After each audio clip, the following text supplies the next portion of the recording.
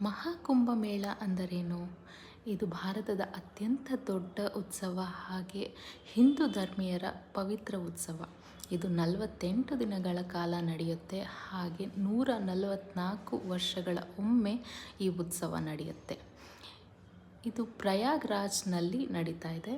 ಇಲ್ಲಿ 3 ನದಿಗಳ ಸಂಗಮ ಆಗಿದೆ: ಗಂಗಾ, ಯಮುನಾ ಹಾಗೆ ಸರಸ್ವತಿ. ಈ ನದಿಯಲ್ಲಿ ಸ್ನಾನ ಮಾಡಿದರೆ ನಿಮ್ಮ ಪಾಪಗಳೆಲ್ಲ ಕಳೆಯುತ್ತೆ, ಹಾಗೆ ನಿಮಗೆ ಮೋಕ್ಷ ಸಿಗುತ್ತೆ ಅನ್ನೋ ಕಾರಣಕ್ಕೆ ವಿವಿಧ ದೇಶಗಳಿಂದ ಎಲ್ಲರೂ ಬಂದು ಇಲ್ಲಿ ಸ್ನಾನ ಮಾಡ್ತಾರೆ. ಹಾಗೆ ಇಲ್ಲಿ ಸಾಧು ಸಂತರು ಬರ್ತಾರೆ, ಹಾಗೆ ವಿವಿಧ ಕಾರ್ಯಕ್ರಮಗಳು ನಡೆಯುತ್ತೆ.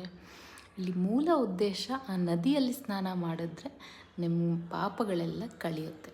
ಇದೇ ಮಹಾಕುಂಭಮೇಳ. ಧನ್ಯವಾದಗಳು.